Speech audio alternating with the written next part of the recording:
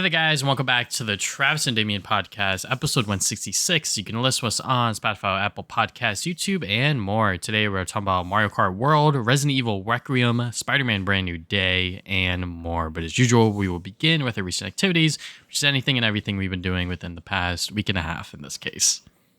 Yeah, so I'll be going first. So I finally finished Doom: The Dark Ages. So I said I would do that last podcast. Finally finished it. And yeah, dude, I really like the game a lot. I don't think the game's getting shitted on or anything, but it kind of got like swept under the rug by like Expedition 33 and the Oblivion remake, because they both came out in the same month or like, slightly before that. And those games took away like a lot of screen time. Like, I feel like everyone was streaming Oblivion remaster, and then like everyone was talking about Expedition 33, and then Doom: The Dark Ages kind of got like swept under the rug. And it's a shame because I think the game is really good. Like, I think Eternal is still better than it, but I do like that all these Doom games really do their own thing. Like, this game is definitely more focused on being, I guess, slower pace. It's still really fast, but it's slower pace than Eternal for sure. The game is more focused on you playing it your way, because Eternal was very much like you had to weapon swap a lot, you had to dash around a lot. The game wanted you to play it a certain way, while Doom: The Dark Ages is definitely a lot more like freeing with like, you could basically use any weapon you want. The mechanics of the game are a lot more, not simplified, but they're definitely more easy to understand than Eternals. Eternal is a very hard game to get, while this game definitely slows it down a bit. And some of those audiences might not like that. People that like Eternal might not like Doom: The Dark Ages, just like when Doom 2016 came out, not everyone really liked Eternal, but I do appreciate id for always really changing up the gameplay formula with these Doom games, because it keeps the games fresh. And overall, I just like them all. I think they're very fun single player shooters with a ton of secrets to find, really fun encounters to go through. The game just still feels really good. This game's unique mechanics being like your whole shield, so you could like throw the shield like Captain America. That's always really fun. You could shield charge. The game has a really heavy emphasis on parrying enemy projectiles, and I think that's a ton of fun. A lot of weapons synergize with that parrying mechanic. So my favorite weapon was the ball and chain gun. So you can sort of like charge up this ball and chain and like shoot it out. Later you get upgrades where if you parry an enemy like attack or projectile, you're able to shoot the ball and chain full charge without like actually charging it up. So it makes for this really satisfying gameplay loop. That also goes further with like the more, I guess, enhanced melee attacks. Doom Guy now has like 3 different melee weapons you could use, and they all have upgrades, and they synergize well with the parrying mechanic and the shield as well. And it makes for like a more fun close quarters combat sort of play style, and I like it like a lot. It really messes well with the whole like push forward combat, they call it, id Software, where you always want to be killing shit because that's how you regain health and armor and ammo. And I think it all just flows well like together, like extremely well. The weak points of the game are definitely like, I guess, some of the other newer stuff to try to do, like I think the story, I think hands down probably is the worst part of the game. I'm not really playing Doom for the story or whatever, but they do put like a lot more emphasis on the plot and stuff, and it kind of just drags down the pacing of the game, and like a lot of it just doesn't make any fucking sense, if I'm gonna be honest. A lot of people have brought it up on streams or wherever else that the story is really boring or it's just bad, and I have to agree with that. It's not good, but that's okay. Honestly, you can just skip the cutscenes. You'll probably be fine. I don't, because I like having context for what I'm doing, but like you really don't get a lot out of the story. Like, there's some cool cutscenes here and there, but yeah, it's kind of weird that they kept focusing more on the story with this future Doom games. I think Doom 2016 had the right idea where like the story barely mattered. Like, just go shoot demons, because that's what we're here for. The other two, or I guess the other 3 major things, are the more open levels, like the more open structured levels. I think those levels are fine, and the game still has a ton of more linear levels that you would expect from like Doom 2016 and Eternal. But the open world levels, like, I do think they are definitely weaker than the more structured linear levels. Like, I think the later half of the game, which is more structured and have unique like sort of like level mechanics, are just more interesting than the earlier levels, which were a lot more open. Because yeah, you can like explore this whole map and sort of like do any objectives that you want in any order that you want, but it just ends up feeling kind of like bland. So I hope for whatever next Doom game or whatever thing that it is doing next time to kind of like just keep the levels more streamlined and more structured, because I think the whole open world zone Doom game, like it's fine, but I think the more structured levels are better. And then the last 2 things are the dragon levels and the mech levels. I think they were fine. Like I know people were really shitting on these levels because like they're like really shallow, and like they are, but they don't really show up that often. And it's a nice like pace breaker. Like I think they're fine. Like the mech levels were fun. It's basically just like punch out and like that's it, and you do it for like 5 minutes each. Like I think there's like 3 mech sections in general, and they really only last like 5 minutes. Like it's fine, it's fun. And the dragon levels, like you don't really do a lot of combat with the dragon in general, and that's kind of like the main sticking point that people don't like about it. But the most of the time you use a dragon as just like a traversal option to like fly to like different little islands where you can like explore with Doom Guy and do your stuff or whatever. And I think that's fine. Like I think both of those additions were like fine additions to the game. I didn't really mind them. I know people like were like really negative about them, but I think they're fine. I think they were nice pace breakers. So yeah, overall, I think Doom the Dark Ages was really fun. I think the later half of the game is a lot better than the first half because the levels get really cool towards the end. And I definitely say like if you haven't like played this game due to the price, definitely wait for a price drop or play it on Game Pass. I think that's a good place for it. It's around like 20-ish hours if you're doing everything, which I did. So I think that's a pretty decent length for this type of game. But I'd say definitely give it a shot if you're a fan of like, Doom 2016 and Doom Eternal. Like, I do feel kind of bad that the game isn't doing as well as the last few games because I think it deserves it. It's really good. All right, so next game I'm playing is Deltarune. So I did Chapter 1 and most of Chapter 2. Right now there's up to Chapter 4 with it came out like when the Switch 2 came out, and I'm playing the Switch 2 version. And, I haven't played Deltarune since like 2018 when the first chapter dropped because I was like, well, I'll probably just play when all the chapters are out, but that's obviously going to take fucking forever. So I'm just going to play it now. And, I'm glad I did. Replaying Chapter 1, I still really like Chapter 1 a lot. It's a big improvement, I think, gameplay-wise from Undertale. The game now has, like, a party structure. So you have 3 party members instead of just you. So there's a lot more, like, depth to the combat and stuff, which is not something I think, Undertale was really that worried about. Like, it wasn't really worried about its RPG mechanics because it's more like a parody of, like, those type of games. But this game's kind of taking it more, like, in stride that it is an RPG, and like the later chapters definitely go more into that. Like you get gear that actually does stuff, you get more like abilities, you could do more stuff with your party members, and I think like the general gameplay of it is just like really fun. The writing is still like really funny, a lot of heartfelt moments as well. Again, this kind of goes back to actually having party members now. Like it's really cool that you have this core group of characters that keep growing with you as the game goes along. As, Undertale 1, you met all these wacky NPCs and they do show up, throughout the course of Undertale, but they never really stay with you the whole game. This one, like you have this core set of party members that stay with you, and I think that adds a lot to the story and characters. And just the overall creativity of the game is just insane. Like you're always doing wacky mini games and crazy shit like that. The music is fantastic. The art is really good. It overall is just really good right now. I'll talk about it definitely more in full once I, beat Chapter 3 and 4, hopefully by next podcast. But yeah, Deltarune is fantastic, and I heard it only gets better from here. Like apparently Chapters 3 and 4 are like really, really good. And I think going from Chapter 1 to 2 was already a huge step up. Like Chapter 2 introduces like a ton of more stuff that makes the game even better. So definitely I'm excited to play Chapters 3 and 4. And last thing I've been doing is Persona 5 The Phantom X. I'm just going to call it Persona 5X because that's a fucking mouthful. So this is the gacha game. So this is the new gacha game that came out. Yesterday? Yeah, it came out like yesterday. So this has been available in China for like a year already. And, I have a weird relationship now with gacha games. I started playing Xenoblade Zero about like 6 months ago, like around December of last year. I started playing it, and now I kind of really understand how these games work. And the problem with a lot of these AAA, I'm gonna call them AAA gacha games, so like a lot of the Hoyoverse games, Withering Waves, now this game, like they are like actual video games that are like fun to play, but they have gacha mechanics, and I think like this is where it gets kind of dangerous now, because I think a lot of people that weren't exposed to this stuff to begin with are going to get exposed to like the dangerous side of like, gambling and like rolling for characters and stuff. And, that's bad. Like I still, I kept saying it in my Xenoblade Zero talks whenever I talk about that game. I think that game is fantastic, but the gacha like business model, I'm still like not a fan of like at all. And basically the same could be applied to here. You know, a lot of the same systems are kind of in place with this game.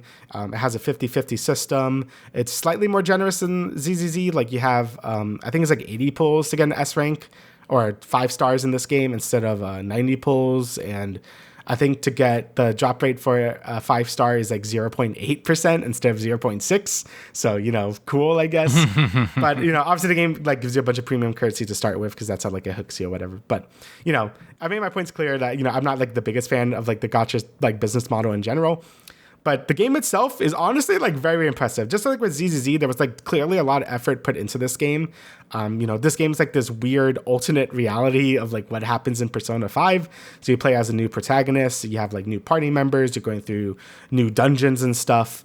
Brand new story. Right now, like I just did like sort of like the intro and I just got up to the first palace. And it basically just feels like Persona 5 just with like gacha elements. And it's like, I'm like really impressed with like how the game like looks and runs and sounds. Like it basically is just Persona 5, just like as like a mobile live service game.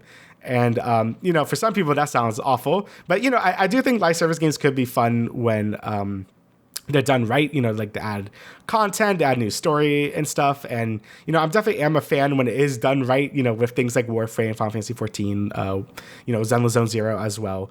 And, you know, having a Persona game be like that kind of fits the whole genre of the game, since the game's like a day-to-day thing, you know, you're taking things slow. You know, in the games like Persona 5, it takes place in real, not in real time, but like you're progressing through a calendar system. So you kind of get that same feel in like sort of like a more live servicey type game. So it does kind of match the general vibe of like a live service gacha game. But, you know, I'm just like really surprised by how well they're able to adapt Persona 5 for a gacha system that even goes with the combat. Like, you know, I played a bit of Honkai Star Rail, which was also a turn-based gacha game. And I kind of like bounced off of it pretty fast because I found the combat to be like not that engaging because I felt you only have like a basic attack, one ability, and like an ultimate, and like that's it. And I feel like that just wasn't enough for me in terms of like build craft or like making teams or whatever. Obviously that probably isn't true if I did play more of it, but that's kind of just how it felt from like like just looking at it like that. This game really adapts the Persona 5 battle system really well. Like enemies have weaknesses, you can knock them down, you can do all out attacks. You know, each party member has 3 moves they could do plus an ultimate, so you just have more variety of moves you could do in general. Your protagonist could use like different personas. You could fuse personas just like the games. He could equip 3 different personas, so your main protagonist just has a bunch of options just like the main protagonist in the other Persona games do. I only did a little bit of the first dungeon, like the main palace or whatever, but I'm honestly like shocked. Like it feels like just like a normal palace in Persona 5, which is like kind of insane. So they clearly put a lot of effort into this. You know, the main downsides of this game being it is only available on PC and mobile at the moment. They say they're working on console ports later. There's no English dubbing, which does kind of suck. You know, I do play the Persona games with English dubbing, but the Japanese voices are really good, so like that's fine. But, you know, still does suck that, you know, there's no English VA yet. They haven't said any word if it will ever come, because there's a lot of voice acting in this game, so it would be a lot of work to make that all English like dubbing. And the fact that it's a gacha game, like that's like just like the 3 negative points that people have with this game, right? Mm-hmm. But I am looking forward to playing more of this game. It does seem like it does have like potential. I do think the story right now has been going pretty slow because it's just like introducing things that Persona 5 already introduced, which I'm like, yeah, okay. Like, you know, obviously it has to set up things because people, if you didn't play Persona 5 and just jump into this game for some reason, they would have to explain how this world works. So it's kind of just getting a lot of the same like things I already know, but I am interested to see how the story progresses later. So yeah, so far so good. Definitely going to talk about this more next podcast as well. Okay, so before I get into my little bit of gaming, I haven't been doing a lot in the past 2 weeks that I could really discuss because I either started it or just didn't finish it, and I want to wait to finish. Anyways, The Bear Season 1, Season 4 just dropped, so me and my girlfriend were like, well, let's start to rewatch a little bit because it's been a while since we watched that show. If you guys don't know what The Bear is, it's categorized as a comedy, but it's very much of a melodrama kind of thing. About this restaurant, and you follow this group of people and sort of what they're doing. They all have their own individual problems. Pretty much every single character is very, very compelling. And just rewatching season 1 with what I know up until like season 3, it was very interesting because you really do get to see how these characters change in real time, at what moments in their brain really switches for them to be like, all right, it's time to lock in and like actually really care about this restaurant and really turn it around. Season 1 still has, I think, one of my favorite episodes, which I think is episode 7. It's right before the finale. It's pretty much like this big one-shot take of them in the kitchen, and it's pretty much Carmi's like first fucking crash out. It is like insane to watch, and the fact that it's all done within one cut is also insane. And you see how everyone sort of deals with sort of Carmi's rage and sort of him like losing it because something went wrong in the restaurant. That was like a really big fucking deal. So, you know, it was definitely very nice to rewatch this season, and then going from that to season 4. Obviously, there's like fucking 2 seasons in between that I watched like a few years ago, but you know, it's been a while since I really remember that. So it was kind of like weird jumping into season 4, but so far season 4 is pretty good. I know a lot of people did not like season 3, which I guess I could talk about next time, but so far season 4 is pretty good. All right, so the little bit of gaming that I've been doing a lot of just like random ass shit. But Fortnite, Blitz Royale, this is like the main thing that I could like really talk about that's like new and kind of interesting. So if you guys do not know what this is a brand new limited time game mode within Fortnite, and it is a mode made for like mobile players and also people that just want to play like a very quick game of Fortnite. Like these games take like 5 minutes or so. It's only 32 players. The map is very, very tiny. The circle moves very fast. So they pretty much just want players to get in and out pretty quick. And you could get victory royales really fast because of that. And yeah, it's a lot of fun, honestly. I think that this fuels my girlfriend's sort of like ADHD, just like she just cannot like wait and like sit around when you're playing like regular battle royale, even like zero build. Like there's moments where you have to just like sit and wait and just like see what's happening.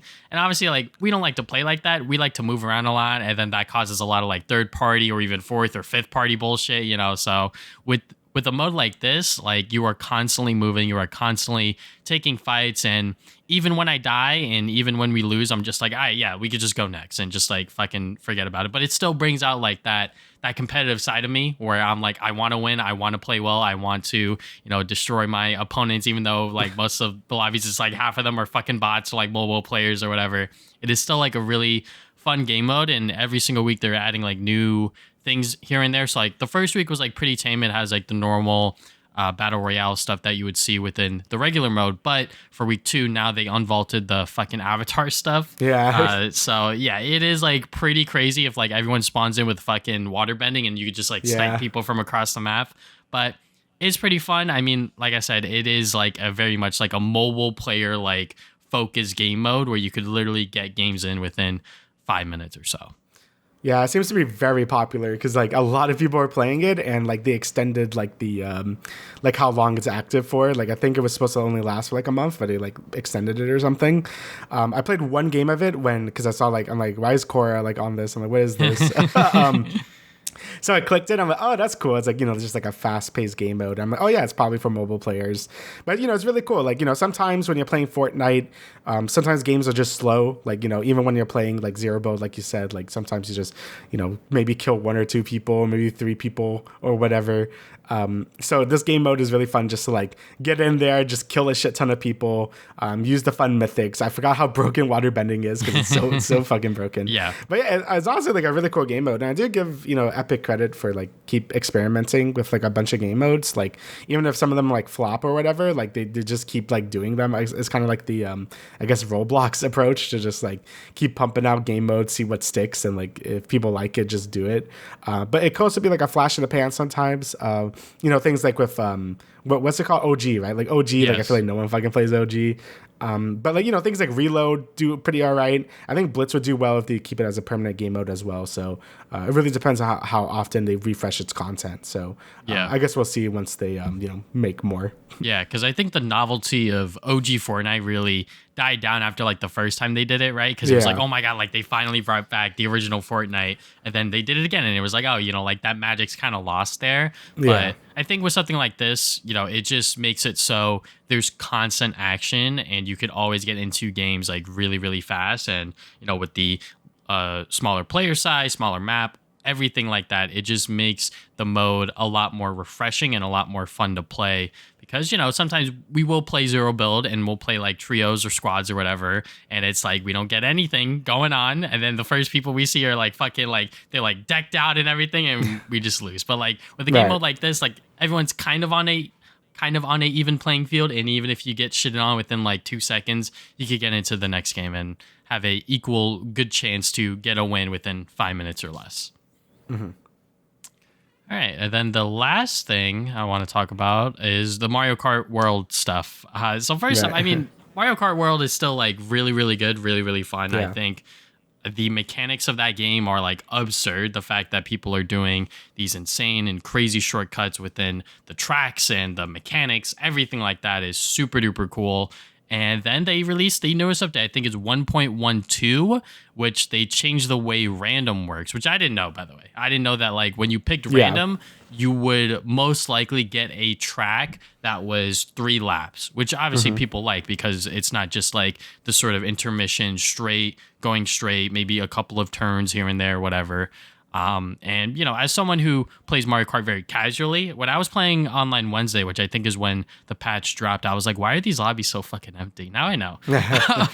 But yeah, I think it is valid for everyone to be crashing out on Nintendo and sort of having these complaints. For me personally, I'm not like that invested into it just because I think I had my fill with the Mario Kart Online when I did play it for like the first week when it dropped. But I definitely want to go back in to see how deserted the lobbies are and also see how bad selecting the maps are because, the intermission maps and like those maps that are just like not the traditional 3 maps, the traditional 3 lap structure, I should say, I think they're fine, but I think forcing the online players and the online community to just play those maps when they have a affinity for the other maps is a little stupid.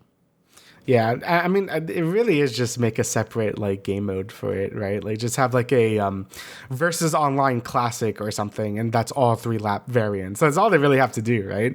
So everyone could just play the 3 lap variants, and then if you want to do like a mix of the two, you could play like regular online. That's like literally all Nintendo has to do. But them like straight up patching it out, like it just seems like really tone deaf. Like they didn't have to do that. It just seems like something like. Nintendo's always been very like they force you to play their way. They've always really been like that. Like, no, you will play this way. This is how the game was designed, so you will play this way. And that really rubs people the wrong way, especially because a lot of people just don't like the intermissions.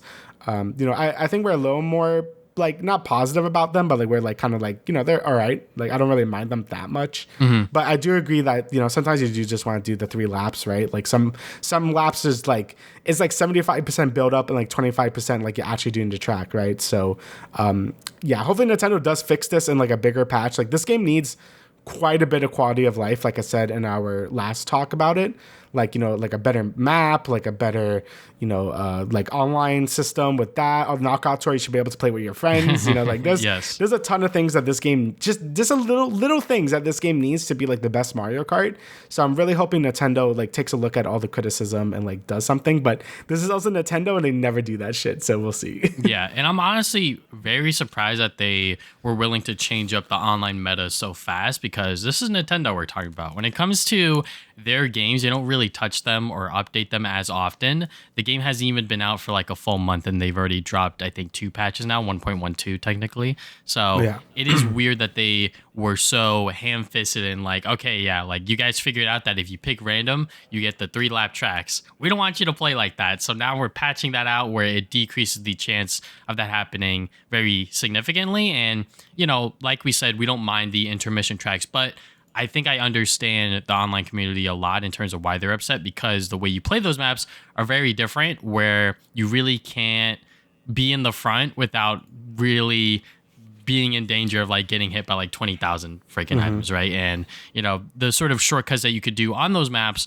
are very, very limited because like I said, it is kind of just like a straight line. And then if you have like the speed items or whatever, then you could cut through like the grass or whatever. And the strategy is just like not as compelling and not as thrilling compared to the other tracks that the game has to offer. So, I think Nintendo should just should just revert it, and then maybe within online play they just increase the likelihood of being able to pick between the 3 laps, because I think that's just what people want. So just give it to them. I don't see why you are forcing them to play a certain way, especially when the game is so new and so fresh.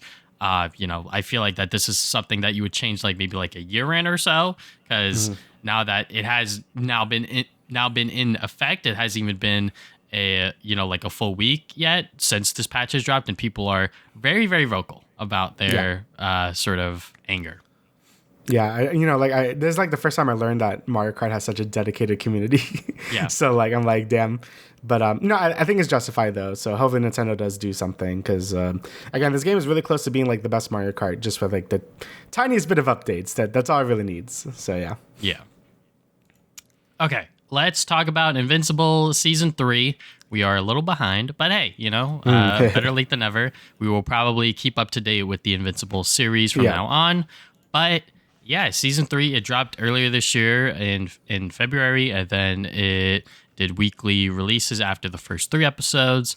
But yeah, I mean, just going into it, I was very, very excited for us to jump back into Invincible after watching Season 2, because I was like, oh shit, like shit's getting real. But this season, once again, just hammers home that Mark cannot catch a fucking break. Nope. He's always, some shit's going on with him. The season does start pretty tame. And then I think towards the end, when like all the marks come in, and then it literally leads right into fucking Conquest coming in. And I'm like, like this guy cannot catch a fucking break. So yeah, but overall, I think Season 3 is pretty good. Once again, it just builds upon sort of the characters that we already know. It gives everyone a really good chance to shine. Maybe some people might say that certain plot threads just get, sort of lost in the sauce, if you will, like with Omni-Man and sort of Alan, like that kind of just drops off the face of the earth. Even with like Rex and Ray, like that stuff kind of, it's there, and then it kind of just like goes away. Like when the Guardians break up, there's not really much that happens after that. Like they're kind of just on their own separate paths, and nothing really happens. But still, overall, I think what we do get to see from this season is good stuff. Yeah, I really like this season a lot. Like I don't know if I like this season more than 1. I don't really know, but it's really good. It's basically on par, I think, with season 1. I thought the animation looks a bit better as well. Like I thought season 2 definitely had the worst animation out of the 3 I've seen.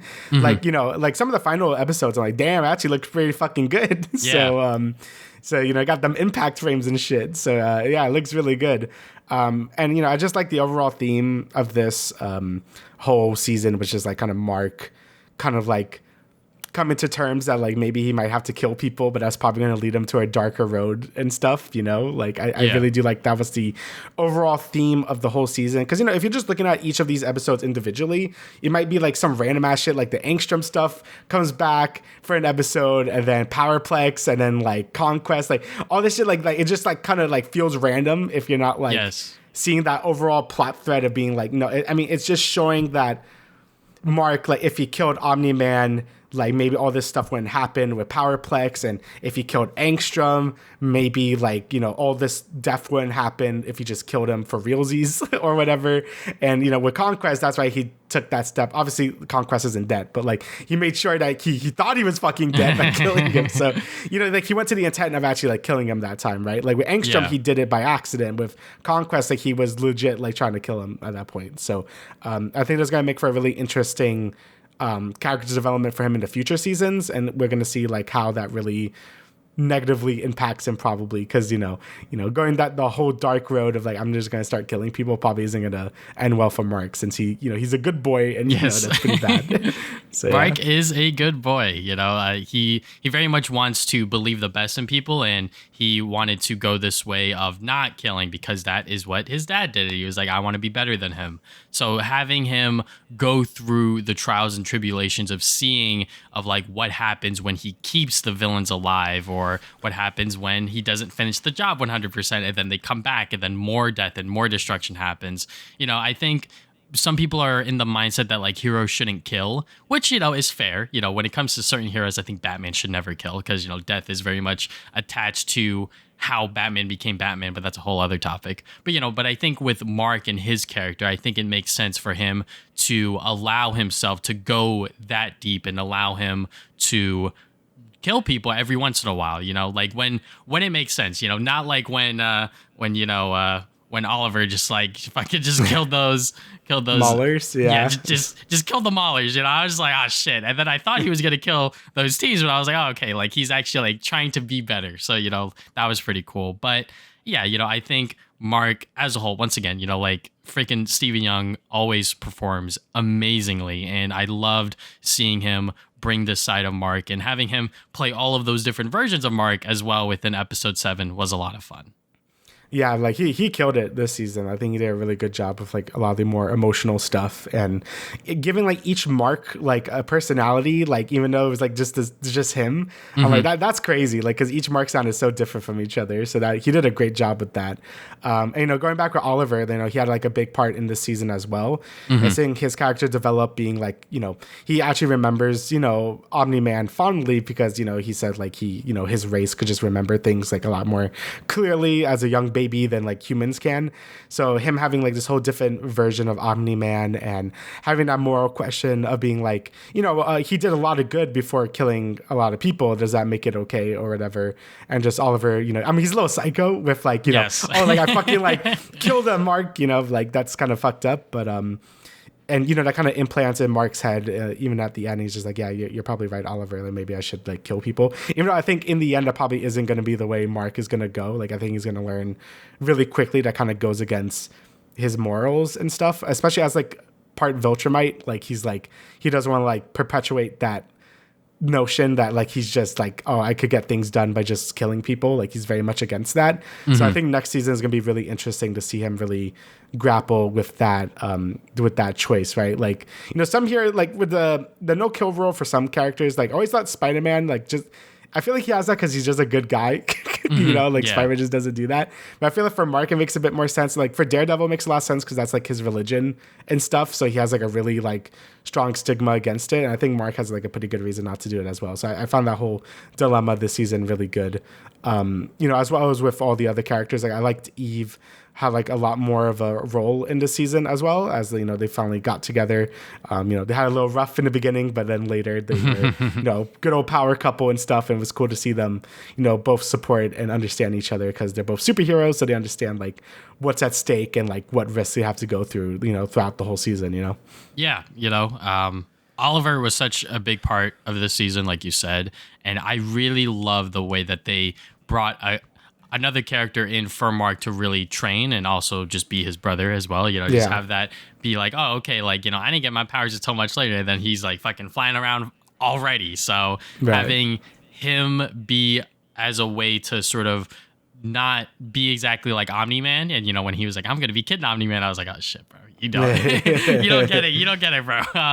Let's not do that. But yeah, Oliver was such a fun character, and I really love the way that they portrayed him. It really reminds me of like Damian Wayne within the comics because he is also a fucking psycho. And Batman's like, you cannot kill it. He's like, why not? And I'm like, all right, like here we fucking go again. But yeah, just seeing that dynamic between them two is a lot of fun, and also seeing how what's her goddamn name? Their mom. What's her name? Debbie, yes. Seeing how she sort of navigates this as well, where she's like, Oliver, you can't do that. You got to ask me, you got to talk to me. And, how she went about sort of raising him as well, where that one scene within his bedroom where she was like, you love me, right? Even though like I'm weaker and all of this other stuff, like life is precious. You should value that. So, that really got through to him. And I really like the scenes that she's in as well. Debbie is such a strong character, and I really love the way that they're bulking her up within this series. Cause I know within the comics, she doesn't have that big of a presence. But yeah, just having that whole Grayson family is just a lot of fun to see how they're able to tackle that. And, by the end where Debbie's like, Oliver, just be careful, like keep flying, keep moving, all of this other stuff. And I deadass thought Conquest was going to kill him, but, thank God Mark was there. Yeah, because he was about to fucking rip that kid apart, bro. Like, Jesus Christ. And I guess that goes for the rest of the supporting cast in this season. Like, I think a lot of them had like pretty good character development. Like Cecil, we didn't even talk about fucking Cecil this whole fucking time. Like, you know, his stuff in the beginning with like, he had a whole flashback episode showing like, he basically thought the same as Mark, but in the end, he's like, I gotta do what's best for, you know, for the world, basically. Even if it means like doing really, really awful stuff, like making those undead robots that that one guy did. I forgot his name. Sinclair made in the season 1. And now obviously later in the season, we see he has fucking Conquest, and he's gonna do wacky stuff with Conquest. He's gonna make those marks that Mark's killed into like undead robots too. So like he's obviously going off the chain there. But it is really cool to see how Cecil, like, he still cares about Mark and like the world and stuff, but he's taking this to such extremes where it is like dangerous. Like he's like, I got his point was like, yeah, you want to rehabilitate people. Like, I think that's good. But some people, I'm like, yeah, you probably shouldn't do that, especially like making undead robots. that kind of crosses the line. But I still love Cecil's character. Like, I love how like gray he is, and like how he's willing to do anything like to really like save the planet, because, you know, he really is the strongest human they have because of how many resources he has. And, you know, he even brought it up like, you know, Mark is still like their greatest weapon, and he, you know, like that's it, like it's just Mark. Everything else they do is like not can even compare to him. So and, you know, Mark's friction with Cecil this whole season was really cool to see, because, you know, Cecil has a lot of good points as well. Like Mark is acting kind of like a child, like forcing his morals on everyone else, like, oh, like, you know, if you kill anyone, are you a bad person, and all this stuff, like, you know. And it just makes Mark seem like kind of like, you know, like I said, childish and how his thinking is, because, you know, in this world it really is like killed or be killed a lot of the time. So and I do appreciate that Mark doesn't go out of his way to kill people, but like there's points where like things are gonna have to be like, decisions are gonna have to be made, right? So I love their friction this whole season, even throughout the end. So yeah, I thought Cecil was a really good character.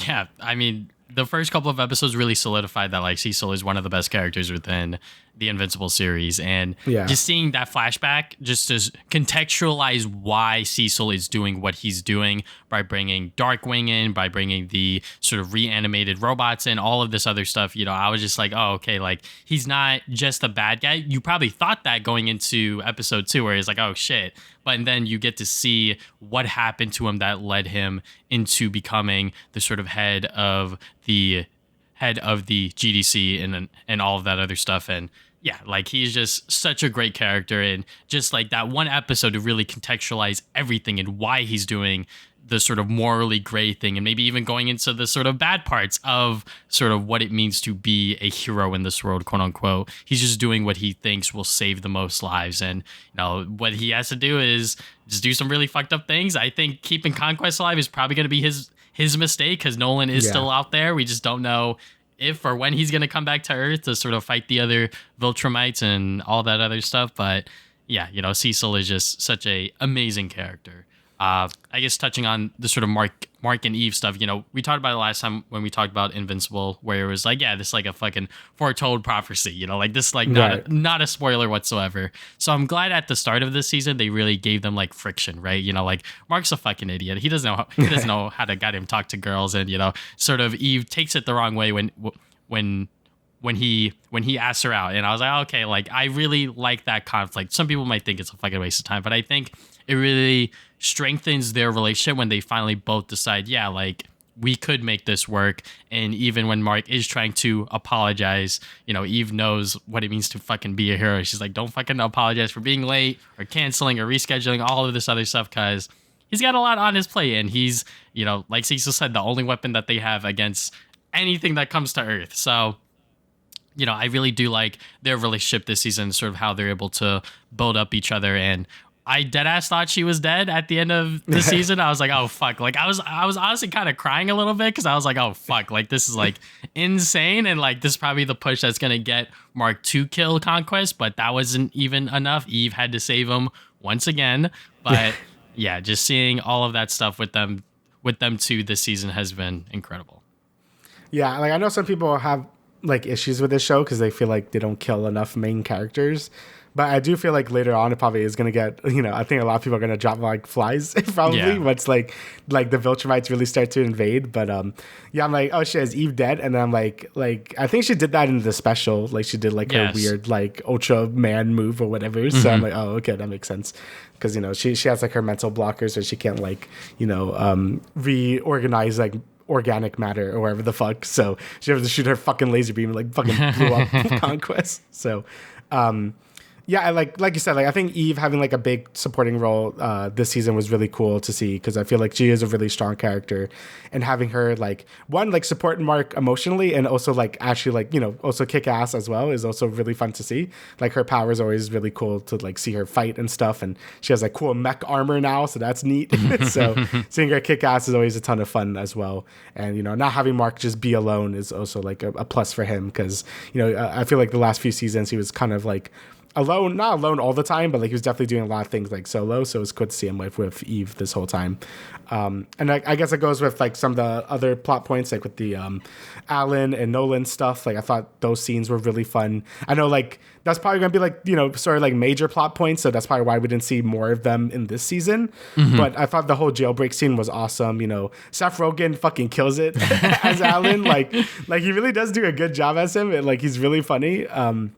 And like the whole bromance is really fun to watch. I really love those two. Like they're really fun to watch, and I'm excited to see how they sort of like bring back Omni-Man into the fold, and like how maybe he's going to go back to Earth, or maybe how is he accepted, or maybe he's going to go to the Intergalactic Council and help over there. I don't fucking know, but it's really cool to see like that like plot point like progressing as well. So yeah, you know, Nolan sort of becoming human in a sense, you know, even though he is 100% Viltrumite, he has empathy and he has emotion towards other people, which is like nice to see, you know, and that'll probably lead him into fighting the other Viltrumites. But yeah, that entire prison break scene was great to watch from my car, which is why I watched it.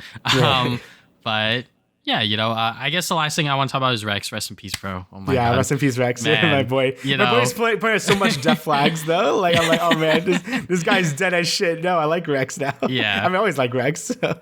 He had a crazy sort of way to go out, you know, like when all of the Marks came to invade and he just fucking blew up his skeleton. I was like, oh my fucking God, like this guy is insane. And right when he right before that, he was like, I feel like I'm starting to be happy. Like I have purpose in my life. Dead. And then the explosions happened. I'm like, oh, fuck.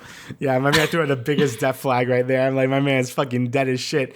But I thought Rex's character development, not even just this season, but like throughout the whole show has been like really well done. Like, you know, you first see him, he's like the stereotypical jerk. Like, you know, he's an asshole. He cheats on Eve. He's just kind of a dickhead, cocky, you know, whatever.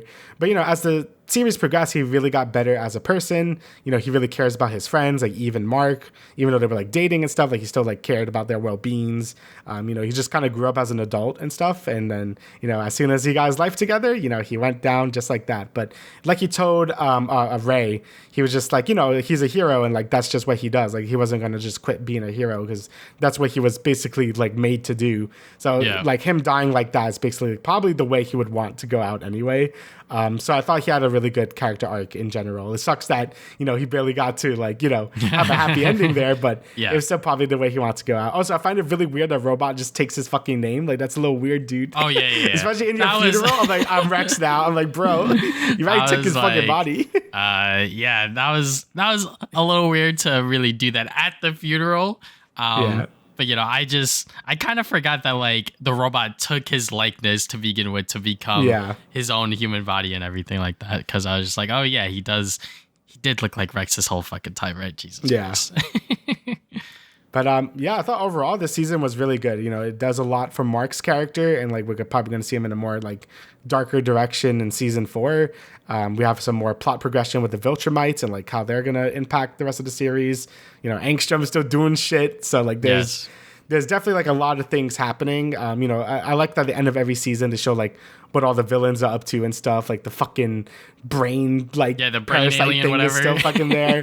So, you know, it's really cool to see, like, how this like show has just so many moving parts to it, and I'm really excited to see where it goes in season 4 because you know, I think the main Viltrumite guy is supposed to got casted, so that's gonna be fun to see him show up in like season 4. So yeah, really fucking good. Invincible has been a blast to watch, and I cannot wait to see what happens next. You know, I do wish the animation was just a little bit better, but like you said, the sort of last couple of episodes, especially in episode 7 when he's fighting Angstrom when like those fucking balls are coming at him or whatever, and Mark's like sort of like fighting them. I was like, okay, like this like solid like animation and and the way Mark is moving, I was like, okay, like I can get down with this. And obviously the final episode, they had to bump up the budget just a little bit. But then again, there's still moments where I'm just like, oh, that's just a fucking sliding JPEG just flying off the screen. I was like, okay, like I just wish for like how successful and how much praise the show gets that they would just put a little bit more time and more people on the animation staff, because I think that would probably bolster it a lot more. And even if we have to wait like an extra year, I think that might be a little controversial for some, but I think even if we have to wait like an extra year or so to get more episodes, I think if it just looks better, it would be better, because I don't see why this show cannot get better animation quality for how much praise and success it's getting. Yeah, no, I agree. Like, I think mostly it's just like a time thing. Like, I think they want the seasons out to be quicker now, which I feel like hopefully is probably going to impact the animation quality even more. Because, animation just takes time. Like, you could throw a lot of money at it, but you just need time to make this shit look good. So, I hope they're not overworking them, and I do want this to look as good as it could possibly be. Like, I think making this not live action. I think making this animated was definitely the right choice instead of making it like live action or whatever. But like, I do hope they take their time and really animate it well, because it's a really good fucking show, and I want it to like be as good as possible. And I don't want to just be like, oh, the animation was slightly better this time around. I want to be like, holy shit, this looks really good, right? So yeah. Yeah. All right, so now let's get into the news of things. First, starting off with gaming, we got Nintendo's Drag X Drive. It will arrive on the Switch 2 on August 14th. It will be $20, which is pretty cool, honestly. You know, considering the price of the Welcome Tour, people were like, this shit gonna be like 30 or some shit. But hey, Nintendo actually priced this accordingly. But it's probably just like this sort of basic, just like basketball sort of wheelchair thing. You probably play against CPUs. It might be like a very basic like single player mode, and then obviously the online play, which I think will be the most fun, because it's going to be everyone fucking battling with the goddamn controls. So take that for what you will. But I think for $20, I don't think there's any harm in not trying it out, especially when there's not a lot to really play off of. And with the sort of Mario Kart World online community kind of blowing up right now, this might be a nice little distraction for a little bit. Yeah, I mean, there's not much. Like, I think August, obviously July we're having Donkey Kong, and that's like the big game. But August seems like they have like a little, like just little stuff. Like they have the Kirby thingy, and they have Drag X Drive. I think the Mario Party thing is also, that might be July, now that I'm thinking about it. But, they have like little things for August before. I'm hoping we get a direct in September, and so we know like what the rest of the release schedule for the Switch 2 is. Yeah, but it seems like August is more of like their filler month, so there's like, I just put Drag X Drive there. I mean, having it $20, that's a lot more digestible. I mean, obviously I wish it was even cheaper, like if it's like 15 probably would have been a better price for this, but if you guys get it, I probably will get it. I don't fucking know. It definitely seems like something you'll play for like an hour and be like, I'm good, I don't want to play this anymore. When I thought about like how they would use the mouse controls, I was definitely thinking of like a shooter first, and obviously Metro Prime 4 is going to be like a good like test for that case. But having the stupid fucking wheelchair dual fucking Joy-Cons, that's definitely a choice. And yeah, I mean, it looks like a game, and it looks like it could be fun for a little bit. It sucks that this game has like no Nintendo flair to it though. Like it's just guys in wheelchairs playing like basketball. Like at least ARMS had like actual characters, and I kind of like ARMS, to be honest, and like it used the Joy-Cons pretty well or whatever. That game was still shallow and like way too overpriced, but like at least I had like some Nintendo charm to it. This game is basically just like it's just there. So we'll see once it actually comes out, but at least it is a budget title, and it's not gonna like cost like fucking $60 or something. So like, thank God for that. But yeah. All right, so next for video game news, we got Resident Evil Requiem. So this is like RE9. This was in the Capcom Spotlight that just happened. And basically, they didn't really show like a lot, but it kind of like explained what the game is going to be. So this game is going to be more horror focus. Is going to be like sort of like RE7, because I feel like Resident Evil goes through phases of like being more scary or being more action packed, and I feel like the last two games we had with Resident Evil Village and Resident Evil 4 Remake were definitely more on the action-y side. So it seems like they want to go back to the more horror-centric side of Resident Evil. Grace Ashcroft is supposed to be the main protagonist, and she's described as introverted and easily scared. So real. They were gonna, honestly, for like me, for real. They were thinking about having Leon, but they were like, my man ain't scared of anything. He's aura farming, like, so we can't have him be like a little scaredy cat. So it's cool to have like a new protagonist, and apparently she's supposed to be like related to some character for some other Resident Evil game. I forgot which one it was supposed to be. Yeah, I have it. I don't know where it is. Yeah, so like she does have lore within Resident Evil, but she is an FBI agent as well. So yeah, she knows how to use guns. It's not like Ethan, who's just like, I know how to use fucking every gun ever. I'm like, I don't know how he knows that. He got training from Chris, I think, in the other game, but whatever, fucking whatever. Yeah. Bro. And, the game's supposed to take place in Raccoon City like 30 years later. Also, Leon would be like fucking 50 at this point. So, like, probably, so we got like, Grandpa Leon if he ever shows up again. And the other big thing is you could freely switch between first and third person. That seems pretty cool. They've already made an update with that with RE Village, where you were able to do that, but it was a lot more janky in that game because it wasn't built for it. Mm-hmm. So having a game that's more built for that system seems pretty fucking interesting. So we'll see how that turns out, and the game is gonna come out February 27th, 2026. So seems pretty cool. If you're a big fan of the more scary Resident Evils, like, maybe the original games or Resident Evil 7, that was a lot more spooky, then this game seems to be right up your alley. They keep also saying it's like an addictive horror game or addictive scary game. I keep seeing that thrown around. I don't know what the fuck that means. Or something. Or addictive fear. I don't know what the fuck that means, but sure.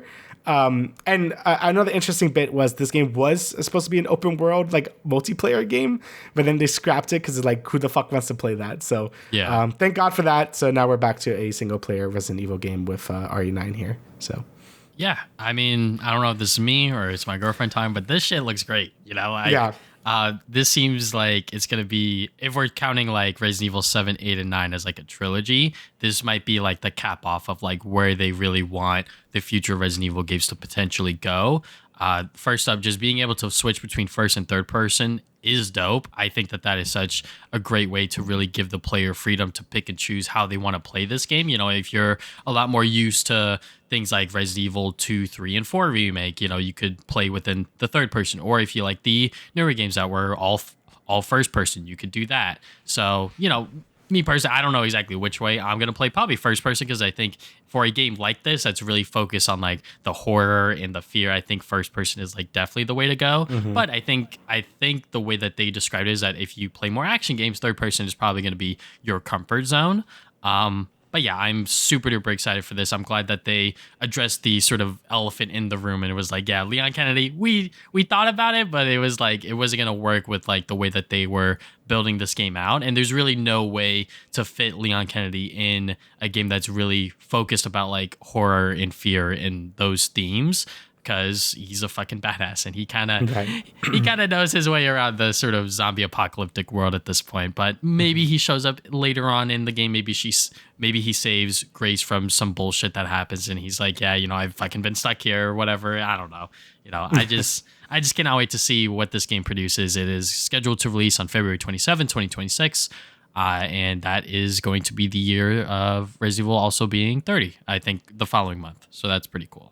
But yeah, cannot wait to see more of Requiem, hopefully soon, but we shall see. Sonic Racing CrossWorlds, they finally officially unveiled SpongeBob at the Kids' Choice Awards. Very, very timely trailer. But yeah, I mean, the one thing that I see a lot of people complaining about with this, which I agree with, is that like SpongeBob doesn't fucking say anything. Like he's just mute, which might be a thing with like Viacom and sort of how protective they are about like the SpongeBob voice for whatever reason within other games. But yeah, it is weird that like him and probably Patrick are just going to be fucking mute characters and just like emoting, but like not saying or making sounds or whatever.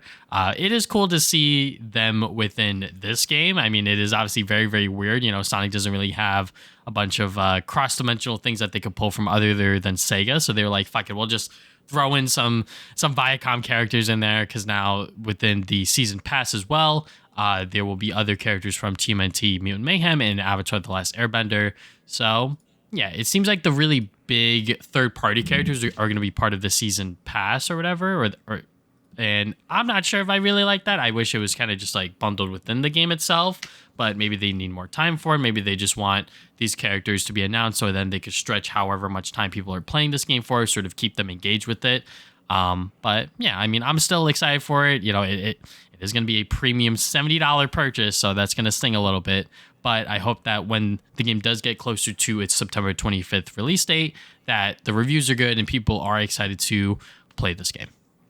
Yeah, I mean, like, I think it was with Nickelodeon All Stars 1. Like, I think none of the characters talked as well. And it was just fucking weird. Like, it probably is just like a budget thing, but like, it's just SpongeBob and Patrick. I know Tom Kenny probably isn't like cheap, but I'm like, come on, you're Sega, right? Like, you probably could get him in there. So it has to be like some Viacom thing. Which is unfortunate because, like, you know, you have SpongeBob there, you want to hear his fucking voice. Like, just seeing him just there is kind of weird. But it still looks cool. Like, he looks great. Like, he has the fucking sponge car from the fucking movie. Yeah. The stage is like, you go through the Krusty Krab. That's kind of neat. And it looks good. You know, Sonic CrossWorlds, I think, not with Mario Kart, not like, you know, making people disappointed or whatever, but the fact that Mario Kart World is a very different game from what people thought it was going to be, and this game being a more traditional, like, you know, what you would expect, like 3 laps around or whatever, it does seem like this game does have a place now within, like, the kart ecosystem, if you will, I guess. Yeah. So it seems like it can have a nice, like, little niche once it actually does come out. Again, $70 is a lot of money for a game like this, but we'll see how much content it really has once it actually does come out in September. And, you know, September, October is kind of a busy month now. So we'll see if it could, like, kind of, like, you know, make a name for itself there. But, yeah, it still looks pretty good. All right, so next we have a bunch of Marvel news. So first one being the final trailer for Fantastic Four, The First Steps. And this looks really good. You know, like, I keep saying this about every Fantastic Four trailer. Sorry, the trailer's playing. Every Fantastic Four trailer. It looks great. This time we saw like a lot more of their powers being used. Like we see a bit more Mr. Fantastic doing his stretchy stuff, Invisible Woman doing her stuff. You know, it's clobbering time, and that was the whole fucking meme in this fucking one. Silver Surfer looks great, or farming the whole time, and we see a bit more Galactus as well. And you know, just having the whole theme of the movie being like about family and being like about this like really like, you know, strong team and stuff. I think that's gonna make for a really great dynamic because, you know, I really like Guardians of the Galaxy, and that has a very strong emphasis on their team and being like a found family, and you know, it's kind of doing the same thing. So I'm really looking forward to that. And yeah, it just looks really good. I'm really impressed with like just the CG in general, like especially with the Thing. You know, I know everyone keeps bringing it up, but like he looks very good in this movie. Like he looks very comic accurate, and I think they couldn't have done a better job with him. He looks really good. Yeah, you know, I am super duper excited for Fantastic Four First Steps. You know, I feel like that this is, along with Thunderbolts, are like the 2 Marvel movies that I've been really, really stoked for, even like Captain America Brave New World even. So to see that this film to get as much sort of hype and excitement around it is cool, especially with Marvel dropping so much fucking merch surrounding this film. It is actually kind of insane. So I hope that that means that they have confidence in this film, that it is actually going to be good, because it will be a very, very long time until the next MCU project in theaters, which I believe is Spider-Man Brand New Day, which would be a whole year afterwards. So yeah, hopefully this movie leaves a very good impression for general audiences, because, you know, the Fantastic Four have been made time and time again, but it seems like that this one is going to be different. It's also going to be very, you know, like you said, family focused and has a really strong cast. I cannot wait to see people who doubted Joseph Quinn as Johnny Storm to really see that he was the perfect casting, because he seems fucking hilarious and a lot of fun within this project. So I cannot wait to see the film on July 24th or 25th. I forget which day I'm seeing it exactly, but yeah, super duper stoked for that. To anyone that wants some older Marvel stuff, we got the Sam Raimi Spider-Man trilogy will once again be re-released within theaters late September, early October. So this is different from the thing that they did, I think, last year or whatever, where it was like a sort of celebration of like the Spider-Man live action films. This is done through Fathom Entertainment. So they've done, I think every single year they do like a Ghibli like marathon throughout like the entire year. So it's like that company where they bring back older films and whatnot and they put them in theaters. So what that means to anyone that's like an AMC A-list member like myself, I think this means that you probably will not be able to use your A-list subscription with this. So just keep that in mind, because they are releasing Spider-Man 2.1, which is a extended cut of Spider-Man 2 for the first time in theaters. So that's probably going to be the one that's going to book the fastest. Tickets go on sale July 25th, and show times will be September 26th. The first Spider-Man's the following day, Spider-Man 2.1. Then the last day, September 28th, Spider-Man 3, and then it will do it again the following weekend with October 3rd through the 5th. Doing the same trilogy of movies. So yeah, I mean, people love these goddamn films. So I'm very curious to see how this run will do, because like I said, the last time they did it, it was with like a official Sony collaboration. This is still partnered with like Sony Pictures and stuff, but I think tickets were like $5 that time. So I wonder how much tickets are going to be. This time it's probably going to be maybe 15, hopefully 10. Maybe 5. I don't know, because Fathom Entertainment, they don't really do like the super duper cheap ticket pricing from my understanding. Because I think one time my girlfriend wanted to see one of the Ghibli movies in theaters, and I was like, okay, fine, but we can't use A-list, so it was going to be like $15 a ticket. So just keep that in mind. But I think for a lot of people to see Spider-Man 2.1 in theaters is going to be a magical and fun experience. So and if you missed out on the first time, you'll probably pay a little bit more, but at least you will be able to see these films within theaters. Yeah, that's fucking sick. Yeah, I saw this like yesterday. I'm just like, whoa, that's really cool. So I'm gonna see if I could go to maybe Spider-Man 2 at least. Like that would be really cool to see. I think everyone's gonna try to do that. So I'm gonna try to get these and see if I could go. Because I think that'd be. I mean, honestly, watching Spider-Man 3 on theaters sounds like a fucking good time too. Like I know people are gonna. Yes. I mean, all of these are gonna be such a good time to watch. So this is definitely something I'm gonna keep my eye on and see if I could get some tickets for. Hey, like they.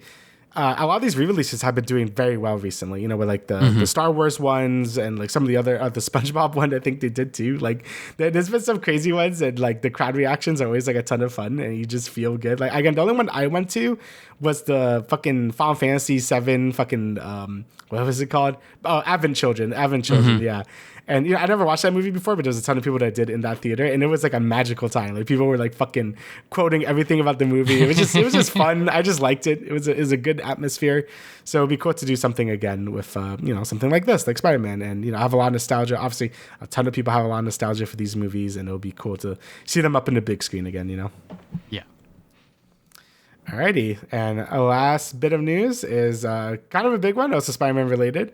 Jon Bernthal has joined the cast of Spider-Man Brand New Day, fucking Punisher.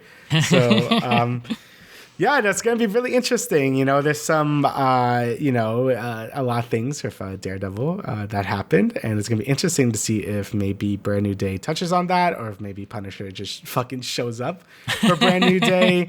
If they're gonna relax their policies on like how maybe Kingpin is used in Spider-Man like movies, but this does confirm that this is gonna be a ground like street level fucking Spider-Man movie. Like I think that there's like the final nail in the coffin that this is gonna be a street level Spider-Man movie, and I think people are very excited for this. I am too. I was just like, holy shit, they're doing it. There he is. He's fucking Punisher. So yeah. I mean, as the probably biggest Daredevil fan out of the two of us, just seeing that Jon Bernthal was officially cast, I was kind of losing my mind, because I was just like, well, for one thing, for context, for me personally, when I found out about the news, I think me and my girlfriend were on the way to a concert. So as soon as we parked and I looked at my phone, I was like, yo, what the fuck? So yeah, and pretty much every single news outlet was retweeting it, reposting it, that Jon Bernthal has joined the cast of Spider-Man Brand New Day. And yeah, that is fucking awesome. I mean, I love seeing him within pretty much every single project I see him in, most recently with The Bear. He's fucking awesome in that. So for him to join Tom Holland within this film, especially since I think he's working on The Odyssey with Christopher Nolan. Yeah. So to have him once again join Holland on another film now with a much more bright, colorful, sort of cartoony atmosphere is going to be a lot of fun. I have no idea how they're going to be able to bring the Punisher into a PG-13 setting. That'll be very interesting, because I know Bernthal is very protective of like the violent nature that the Punisher brings, right? So I wonder how they're going to be able to execute that.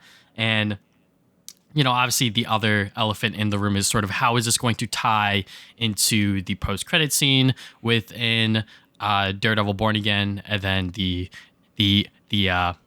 the Punisher special presentation that is supposedly going to be filming later this summer, and obviously within Daredevil Born Again Season 2, which will then likely tie into maybe, hopefully, Spider-Man Brand New Day. We'll fucking see.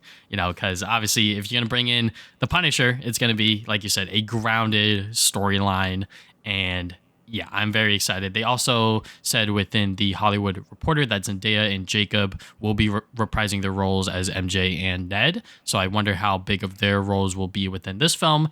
Personally, I just wish that they sort of just left them behind. But when you got fucking Zendaya, you cannot just leave her behind, right? Especially when her and Holland have such a close relationship in real life. It's kind of hard to leave them out of it.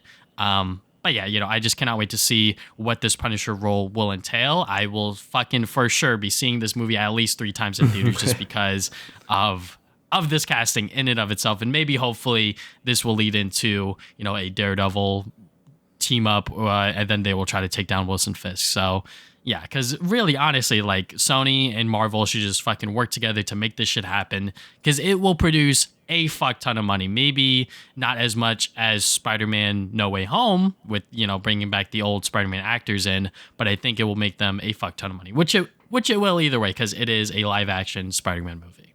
Yeah, like it's really exciting news, and I'm really excited to see how they started like bring this in with the with the Punisher like special, and then like the Daredevil season 2 coming out, and then Brand New Day. Like I wonder how all this is going to tie together. But I am very excited for this as well. It seems like we might get our wish, maybe. We're just gonna have to wait and see. But this is very good news, and I'm really excited to see where they go with this. And like you said, I don't know how they're gonna do Daredevil, especially this not Daredevil, this Punisher in like a PG-13 setting because he just fucking blows people's heads off and stuff. And so we'll see how that goes. But I am very excited to see where they're going with this new sort of Spider-Man, like I guess maybe trilogy. We'll see. So yeah, looks very interesting. Look, if anything, give us a post-credit scene with Charlie Cox appearing, and then I'm fucking good. That's it. It's over. Just set that up, and then have him do whatever the fuck he needs to do within Doomsday and Secret Wars or whatever, and then get back to that storyline afterwards. Because you can do that. This fucking comic book movies we're talking about. Not everything has to be super duper connected or whatever. Just keeping these heroes on the ground within the streets of New York City, I think, is literally what everyone just wants, especially with Holland's trilogy of movies really being all about the MCU for the most part, just having this next set of movies to really just be about him and his characters and his story. And yeah, so very, very excited, obviously. So, but yeah, that's it for this episode of the Travis and Damian podcast. A little bit of a shorter episode this week. We will be back 2 weeks from now with Ironheart. Is there anything else you'd like to add, Damian? Nope, that's about everything. All right. So thank you guys for listening once again. And we will see you guys 2 weeks from now with another episode. See ya.